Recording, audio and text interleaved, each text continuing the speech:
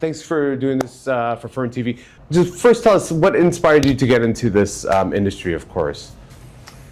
I was inspired to get into visual effects because for me it's kind of like the perfect hybrid of very technical work and very creative work. I have a technical background with a computer science degree, but got my start at the National Film Board of Canada and IMAX and some film laboratories, DSC labs.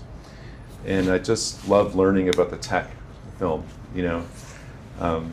right from camera to processing the negative to printing a print. And then the digital era started and I learned how to digitize film into computer files, and then slowly started to learn how to manipulate those files to enhance them or change them or add a visual effect. And so for me, I found my happy spot. I get to be creative and I get to be technical. Nice. Tell us about this relaunch of Mr. X, of course, and this whole journey that's been with you for this relaunch, of course. Yeah. Yes, we're relaunching Mr. X. We had initially started the company in 2021 and worked on hundreds of films and series episodics and I think developed a really nice studio. We did a deal with Technicolor to partner with them and have a strategic partnership. I had exited to do some passion projects and start Herne Hill in around 2022, and then Technicolor went out of business and closed, and Mr. X, the brand, closed, and it kind of broke our hearts. In the meantime, about 60 artists had migrated over to my new shop, and so just because we thought that there's something about the name, the DNA of the original brand, it felt right to try and buy it back. Mm-hmm. And we did it without any third-party investment. The idea was to do it, if we could manage it, to do it sort of independently with our own bucks. And so we have an artist-driven studio here. 5 other artists are co-owners of the business. And so we put our nickels together, did it kind of out of our cash flow and bought it back as kind of a good news story. It was good for our souls to get it back and to reset, and we're hiring again, and on the back of Frankenstein and Wednesday, 2 of our recent big projects. We think the timing is really great, so that's why we did it. How did you get involved with Guillermo del Toro? And I know he's almost a Toronto-based director here. So how did that all come about? And can you tell us that story? I mean, Guillermo and I first crossed paths way back on a film called Mimic, where I was a scanning operator. I was literally just in a back room in a lab, digitizing film and doing quick little dissolves and effects on film, and then re-recording shots back out to film. So I was a technician. Mm-hmm. And he just kept coming back to Toronto. We then worked on Mama as Mr. X, doing full-on visual effects, including creature animation. And then the collaboration continued into The Strain, 4 seasons of that, and Crimson Peak, and then of course Shape of Water. And I mean, the thing about Guillermo is he's very loyal. He likes to have his team of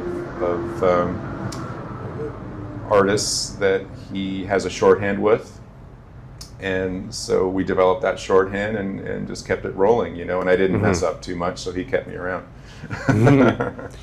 So tell us, with it was a lot of box office hits with a lot of horror films. Does that help? Not help, but does that make the visual effects industry a lot more better in for the future, and of course in the film industry, of course? Yeah, I mean, visual effects. I mean, the genre type films that we built Mr. X on were great fun. We kind of cut our teeth on it, and typically genre type films, horror type films, like one of our biggest films in the early days was Dawn of the Dead. Zack Snyder, it became a #1 hit. these types of films it's a visually heightened experience. It's very immersive. There's sort of a very strong visual component to those types of films, and so that's why we gravitated to them. Our goal has always been and continues to be is just to tell stories where our visual effects are integrated, and as we get into stuff that's not horror, it's a bigger challenge because you have to be perfectly integrated. Otherwise, people see the visual effects, and then we don't want to hijack a film or a series. We want to be invisible, which is why the name is Mr. X in the first place. We want to be in the shadows and integrated and kind of in stealth mode, and just help tell the stories, not hijack the stories. So it's all moving to a high level of photorealism. But the challenge is still there to kind of be perfectly integrated. So tell us about your thoughts on AI. And I know with AI, it probably affects some of the components of filmmaking, but tell us where you see AI affecting or impacting the visual effects industry. Yeah, I mean, AI it's a revolution, let's face it. It's coming, it's here, it's undeniable. Our philosophy here at Mr. X is that we're not an AI first company. And there are companies who are doing visuals that are proclaiming that they're AI first. We're not an AI first company. We're more like an AI assist company where we need to lean into the tools to be efficient and to keep up and to compete. Timelines are getting tighter, and so it can help us in certain areas. But our fundamental philosophy is that humans need to tell human stories. And with AI, I mean, we're finding a benefit in things like Python coding and rotoscoping support and camera match moving and some of these very other technical areas. And even if we want to do some, let's say, some whiteboarding or some just broad strokes ideas for stuff, we can use AI. When it really comes down to it, I won't give up curating the work, designing the work, and telling the story with a team of artists and filmmakers than using kind of like a soulless algorithm. So we're trying to walk that fine line of using it to be competitive, but not letting it overtake all of our work. Yeah. So tell us about your upcoming projects, of course. So we're working on Welcome to Derry. It's kind of prequel with HBO, so that's a lot of fun. Andy Muschietti is the showrunner there, who we did his first feature film with, Mama. So for the Stephen King fans and the It franchise, I think it'll be amazing. And we're also working on season 4 of The Boys, Nice. which is great fun.